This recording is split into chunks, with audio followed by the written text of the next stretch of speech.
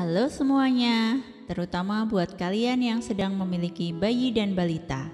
Tahukah Anda tentang gizi seimbang untuk bayi dan balita?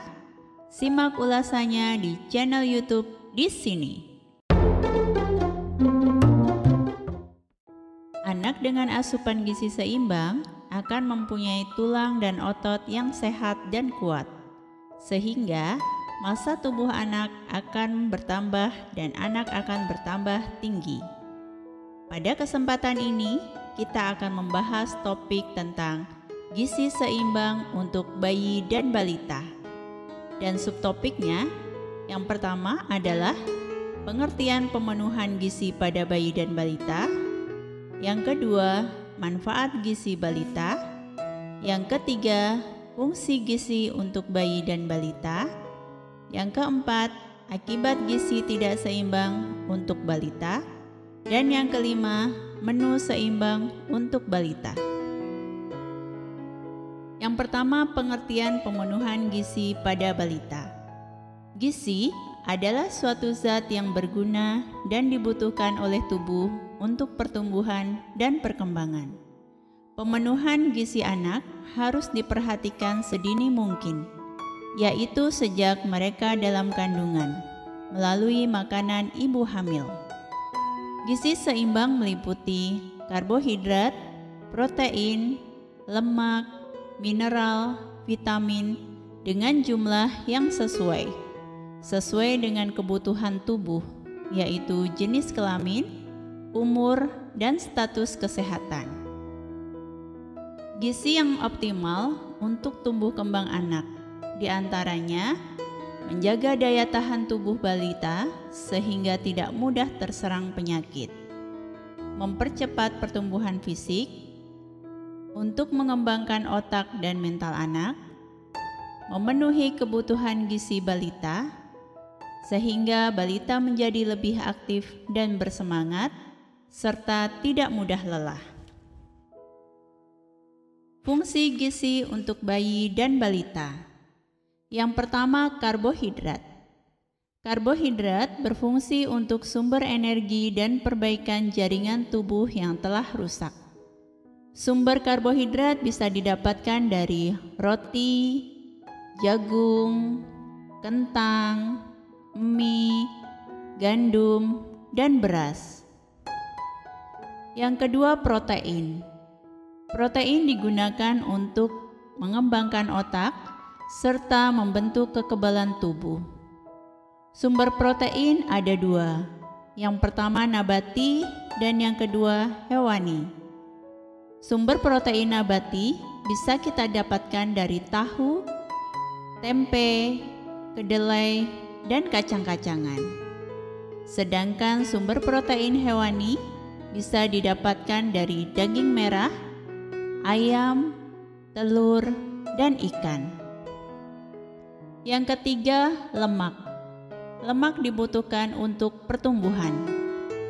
Lemak sehat bersumber dari alpukat, ikan, tahu, daging ayam, telur, kacang-kacangan, dan minyak nabati. Yang keempat, vitamin dan mineral. Penting untuk proses metabolisme dalam tubuh. Kandungan vitamin dan mineral dapat ditemukan di aneka sayur, buah-buahan, kacang, susu, serta biji-bijian. Akibat gizi tidak seimbang. Yang pertama, obesitas.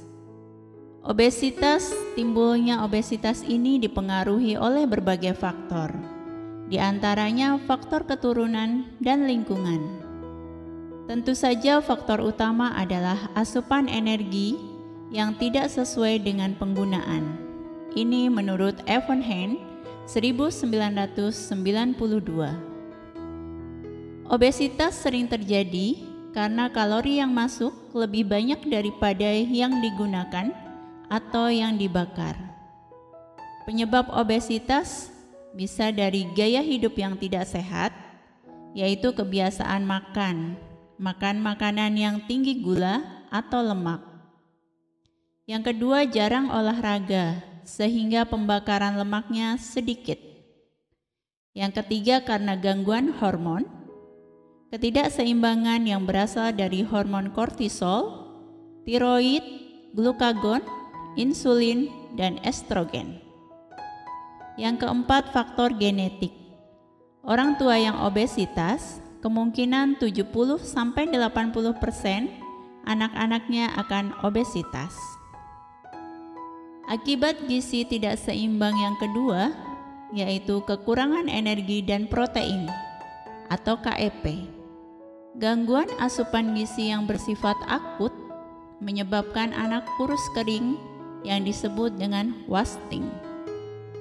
Wasting yaitu berat badan anak tidak sebanding dengan tinggi badannya. Jika kekurangan ini bersifat menahun atau kronik, artinya sedikit demi sedikit, tetapi dalam jangka waktu yang lama, maka akan terjadi keadaan stunting. Stunting yaitu anak menjadi pendek dan tinggi badannya tidak sesuai dengan usianya, walaupun secara sekilas anak tidak kurus.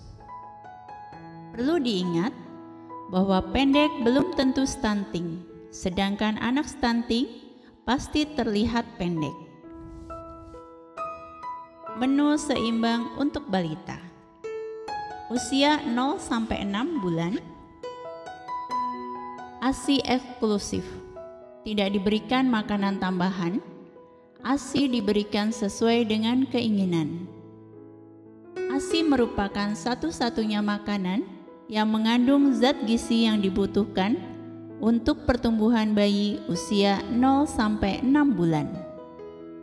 Kandungan ASI terdiri dari perpaduan sempurna antara lemak, protein, karbohidrat, vitamin, dan mineral yang lebih mudah dicerna dan diserap. Oleh karena itu, ASI menjadi sumber utama nutrisi bagi bayi. Usia 6 bulan sampai 1 tahun, mulai diberikan makanan tambahan. Tekstur disesuaikan dengan keadaan gigi. Makanan dengan gizi seimbang. Usia 6 bulan si kecil mulai diberikan empasi untuk memenuhi kebutuhan nutrisinya.